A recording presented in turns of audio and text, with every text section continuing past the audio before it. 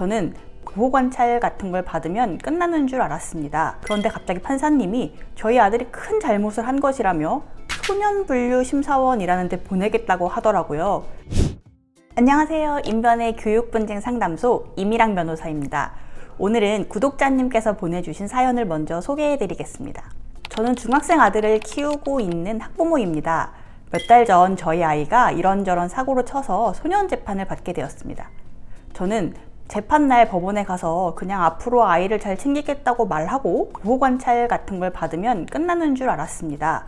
그런데 갑자기 판사님이 저희 아들이 큰 잘못을 한 것이라며 소년분류심사원이라는 데 보내겠다고 하더라고요.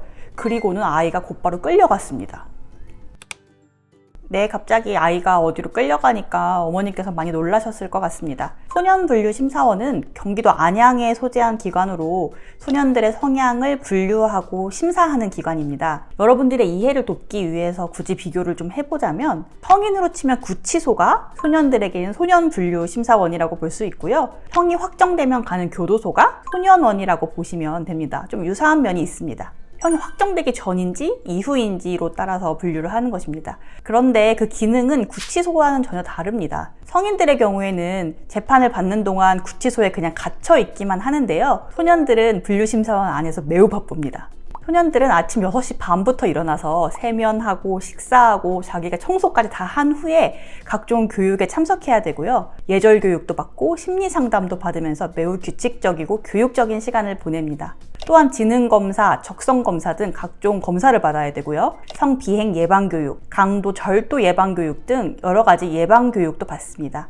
만약 심리적으로 문제가 있는 학생이 있다면 각종 심리치료 프로그램도 받을 수가 있습니다. 그렇다면 구독자님께서는 어떠한 대응을 하셔야 할까요?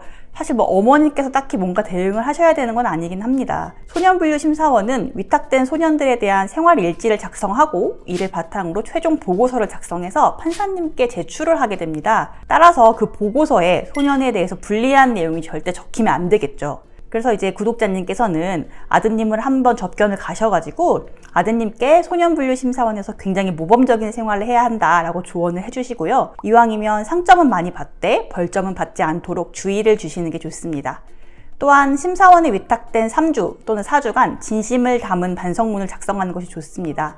반성문을 자필로 작성해서 판사님께 제출할 수 있도록 해주시고요. 현재 보호자는 주 1회 오전 동안 10분간만 소년이 면회가 가능합니다. 접견실 사진인데요. 이쪽으로 들어가셔서 보호자 접견을 미리 예약하고 10분 동안 접견을 하실 수 있습니다.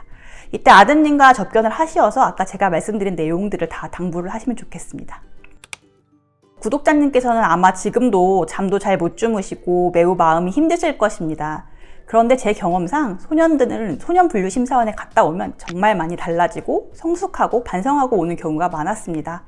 아드님을 위해서라도 꼭 필요한 절차라고 생각을 하시고 어머님께서는 묵묵히 응원을 해주시면 좋겠습니다. 또 면회 시간이 짧아서 아쉬우시다면 온라인으로 편지를 보내실 수가 있어요. 법무부 홈페이지에서는 소년들한테 온라인 편지를 보낼 수 있으니까 링크를 통해서 아드님을 응원하는 편지도 함께 보내주시면 좋을 것 같습니다. 오늘은 소년분류심사원에 대해서 간략히 소개를 하고 보호자분들이 어떻게 대응하면 되는지 말씀을 드렸습니다. 앞으로 기회가 되면 소년법에 대한 설명이나 소년들이 자주 저지르는 범죄 등에 대해서도 소개를 해드릴 수 있으면 좋겠습니다. 댓글 또는 이메일로 사연을 보내주시면 사연에 대한 상담도 해드리겠습니다. 시청해주셔서 감사합니다.